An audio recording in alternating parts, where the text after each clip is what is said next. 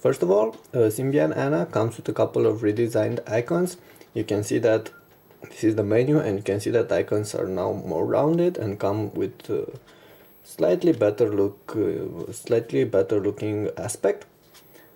Pretty much the same functions as they were before, just that they've been redesigned. You get, like you got before, a couple of different home screens, but you can see now that when changing between home screens, you got this nice transition animation that takes you from one screen to another. Right now I only have two different home screen, but I can easily add one more, like new home screen, and you can add here some of the widgets already available. You can pick from them. For instance, I can add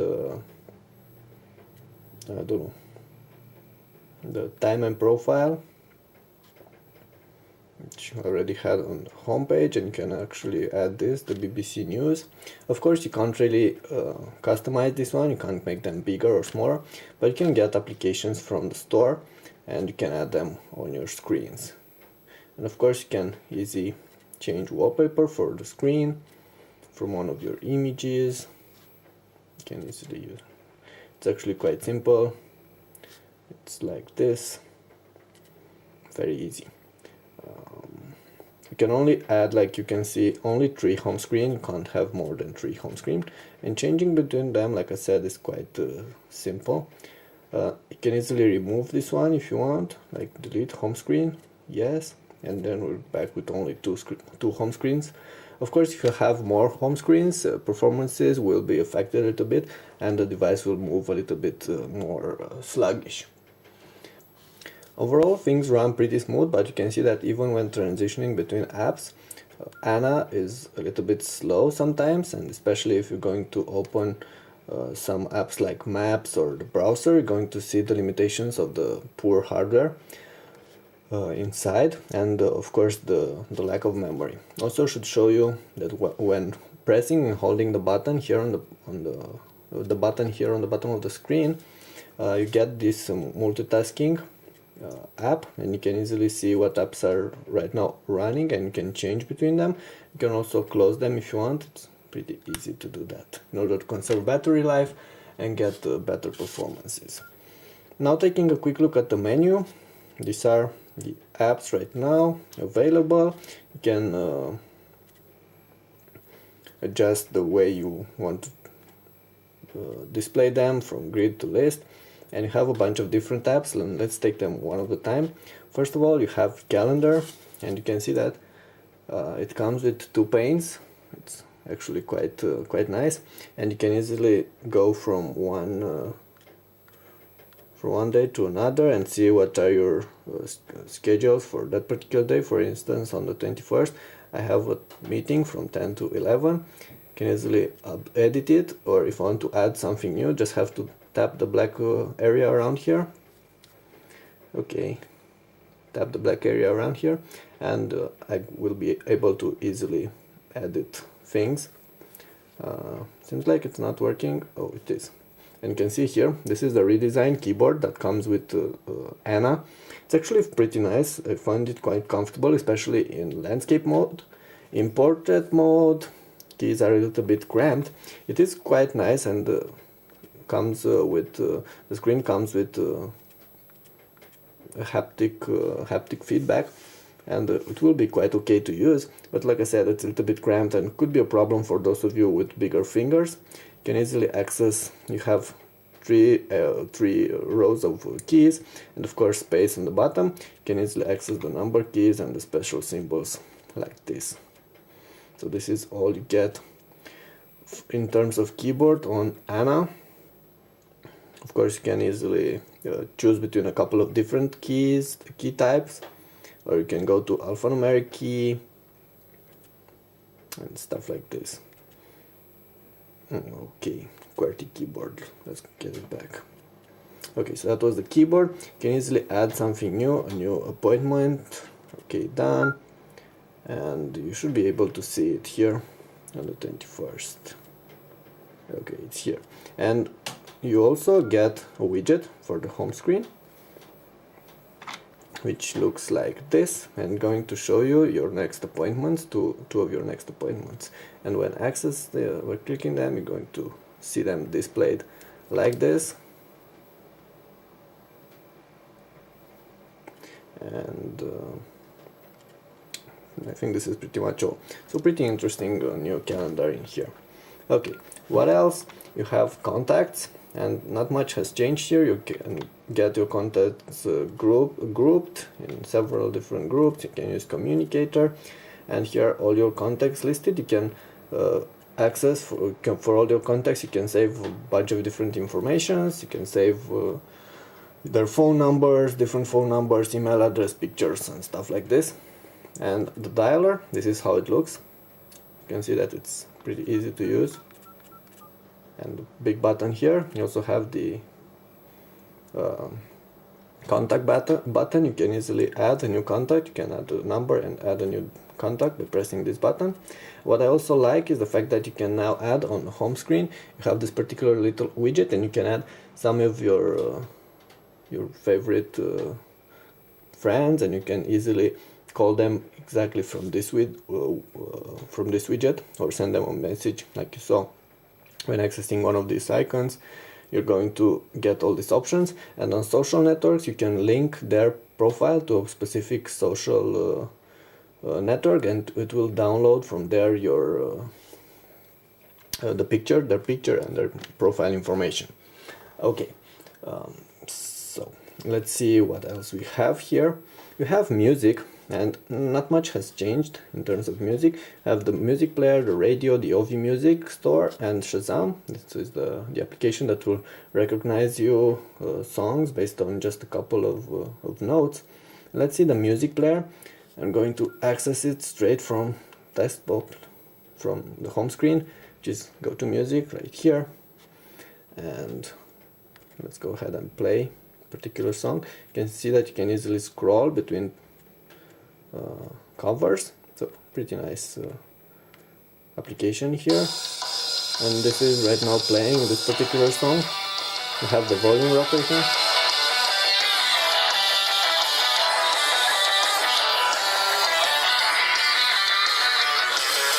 Like I said, this phone is pretty loud and sound quality is pretty okay. You have stereo speakers right here on the back. Of course, it's capable of multitasking. You can easily let this track play on the background while we'll access something else. For instance, I don't know. Let's see the photo album. We'll get back with the web browser a little bit later. This is the new photo browser. You have a bunch of different photos here. Let's turn it to landscape, and you can easily search between them. You can see that it's pretty easy to do this. And we also have a clip here, and this one will be able to play SD content quite nicely. You can see that quality is quite nice, and viewing angles are very good, and colors as well. Probably this camera won't be able to record the colors as nice as they are on this laptop. Might seem a little bit bluish, but in reality the screen is actually quite good. You can easily scroll, and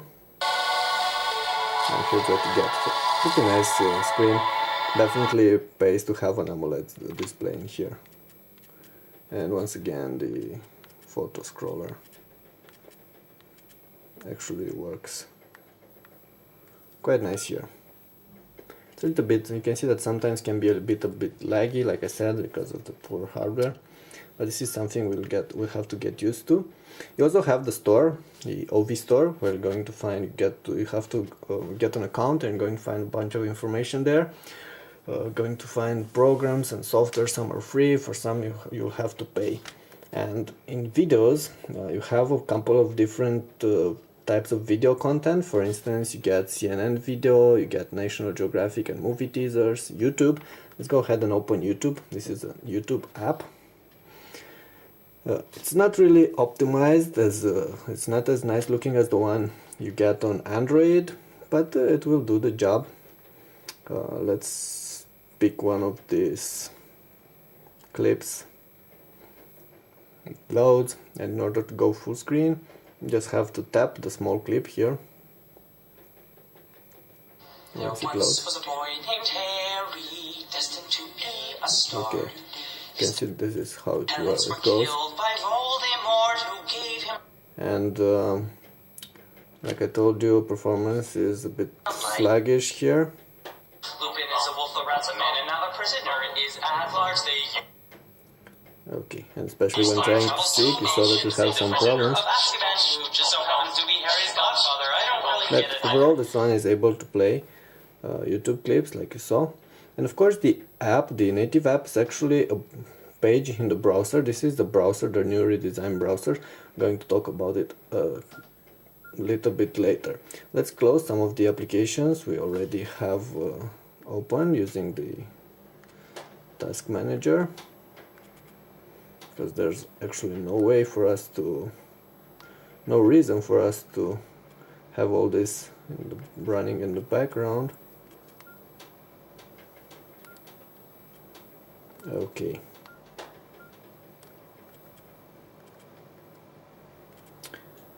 Okay. Now let's see what else we have here. You also have this nice feature called video editor. You can easily make slideshows or edit videos. Let's go back. You can add a couple of different videos from your phone, and you can mix them up together. For instance, you'll add this one and this one together. Okay, it says one of the files not supported, but it actually works nice with clips you recorded with the camera behind this particular phone. And then you can easily add music,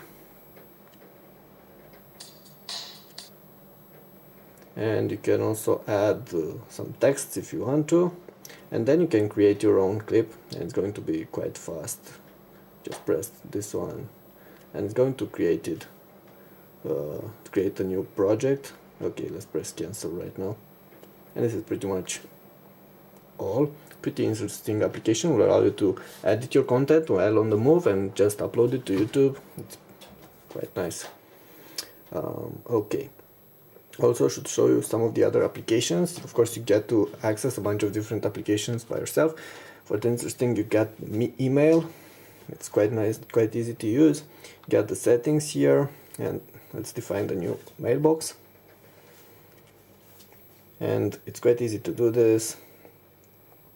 It says preparing for setup right now, and you get to choose between this. It gets profile for Yahoo Mail, for Gmail, for Hotmail, and you can also use Exchange or define your own mail server, and it's very easy to use. For instance, on Gmail, all you have to do is enter your mail address and your password, and you're good to go. It's going to automatically get your emails, and it has this widget on the home screen, and it's going to display some of your latest emails. So pretty nice working here.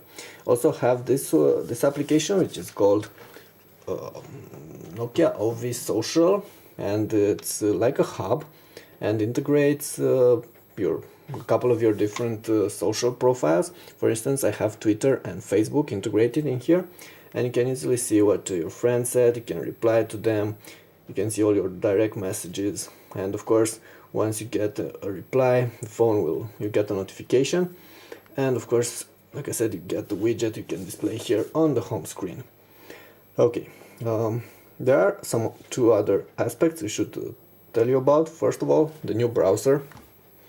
It's a redesigned browser, specially made for Symbian ANA. I believe it's Symbian browser 7.3, something like this.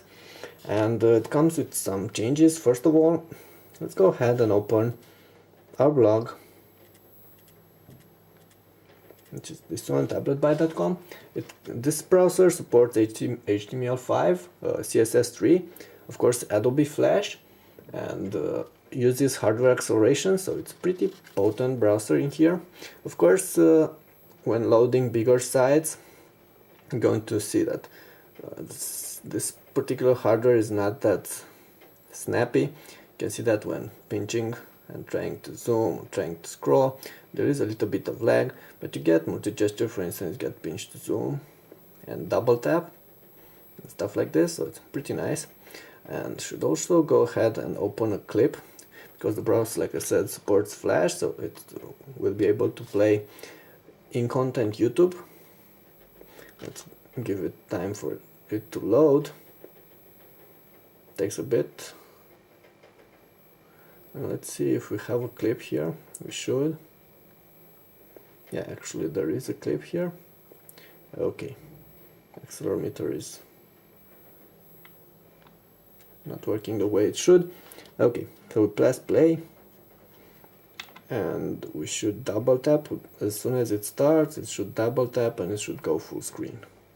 This is Lisa from Mobile Tech Review, and today we're doing a smackdown comparison between two Android tablets. And like I said, it can play Flash content.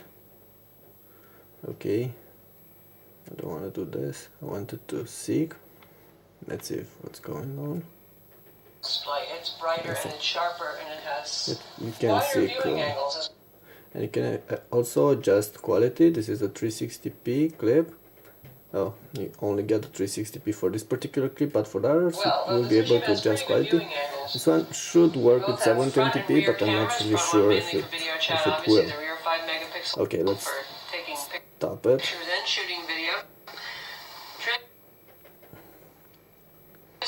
Okay, let's pause it. We saw that because of the poor hardware performance when browsing is not that nice, but if you browse some lighter sites, it should be quite okay. Also, it should show you the task manager. You can easily switch between different tabs. The tab manager, actually, you can easily switch between tabs and go through all these different sites you're browsing at a particular moment. And you also have a bunch of different options here. You can select your home page, you can save your bookmarks. Let's see if it's going to rotate. Okay, you can access your bookmarks and you can add a feed and you can search in a particular page, and there are a bunch of different applications.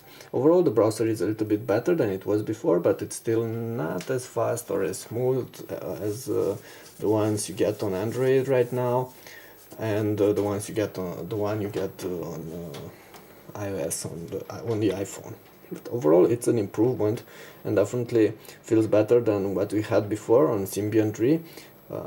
When I tested the E7, for instance, the browser was one of the things I actually didn't like that much about it. In order to access address bar, you saw that you get it here on top, and then it pops out, or it pops the keyboard, and you can easily type your address and access the site you want. Okay, so this is pretty much all with the browser. Also should show you this one, which is the Ovi Map, which is one of the advantages, one of the strong points of Nokia phones right now. It's a very accurate map and it offers free navigation with turn-by-turn directions, and you can access the map here. It's this one will download the map for you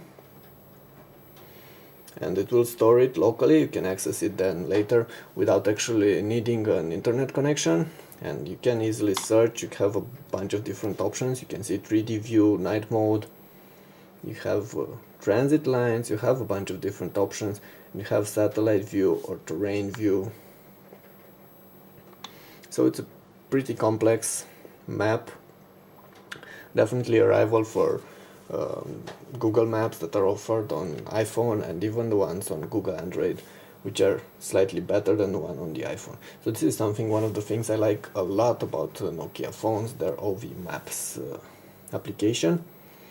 And we can easily go back to the menu. You can see you have driving direction, walking directions, you have weather and TripAdvisor and a bunch of different apps that go on top of the maps, and you can easily get them from the store. Just have to press more and go to the store and buy all these kind of apps. Now, speaking of the store, you don't have that many applications in the store, but still you get the things that you would need during everyday use. So I believe it's pretty much okay. Of course, if you want all these applications available for iPhone and Android, Most of them won't be available for Nokias, but they're overall the basic application. Let's say the basic applications are there. I should also show you a couple of things about the camera. You can access it easy just by holding and pressing and holding the shutter button. And like I said, there's an 8 megapixel camera on the back with dual flash LED. However, there's a still focus lens, so it doesn't come with autofocus, and you can see this when zooming in and out on my hand here. Unfortunately, I don't have any particular examples of such pictures taken with this particular device, but you're going to find them on the site on tabletbyte.com, where I'm going to post the full review. And it's also able to shoot 720p HD video content. Once again, that one has some problems with this autofocus lens, and can be a problem when trying to shoot things pretty close to the lens. Also, overall, the quality is okay. From what I've tried, it's okay, but sometimes colors seem a little bit washed out, and there's a tendency of overexposure in the pictures, but you have a bunch of different settings, and you can adjust this later in the phone. Okay, so this is pretty much all the things I wanted to show you about the new Nokia X7. Like I said, this is a multimedia smartphone, and it's probably going to compete with the Nokia N8 and some of the other mid to high priced multimedia phones available. It's not as expensive as the iPhone 4 or the Samsung Galaxy S2, for instance. It's not in the same class as those. It's a little bit cheaper, but it's still quite expensive. I'm not really sure how much it's going to cost. This is going to differ from country to country and for operator to operator, but it's probably going to be available in Europe for around 350 to 400 euros without a contract. So this is how much you're going to have to pay for this. In terms of audio quality and call quality, things are pretty much okay. I have nothing to complain about it. Speaker is quite good, microphone is good as well. In terms of battery life, you should expect like 2 to 3 days of battery out of this one on regular daily use. If you're going to use it for playing clips and web surfing, it will only last you for like a day. But this is okay. It's actually better battery life than most other smartphones offer in this class. And that's probably because of the poor hardware of the single core and lower frequency CPU, and also the smaller resolution display, because they don't really need all that all that energy that devices with dual core CPUs actually need. So if you want decent performances and overall a nice touchscreen and a solid build device, this could be a pretty good pick. However, while Android Anna, it's quite nice, and for me as a Nokia fan and a Nokia user, it's okay and it's usable. For others, especially for those of you that have tried iOS or Android already, going back to Android to Symbian might not be the smartest pick, because you're going to miss a bunch of the features and the simplicity of all those operating systems. But overall, Symbian Anna, it's a nice addition right now. But I believe it's not enough. So this is why this Nokia X7 is going to be one of the last good smartphones boosting Symbian, since we all know that Nokia is going to go with Windows Mobile Phone 7 from the end of this year. Okay, that was it with the Nokia X7 review. For more details, you should go, like I said, on the site on tabletbyte.com. I'm going to add a link in the description of this clip towards the review on the site. We're going to find all these other details and pictures and a couple of different clips with the Nokia X7. Thank you, Mike at tabletbyte.com.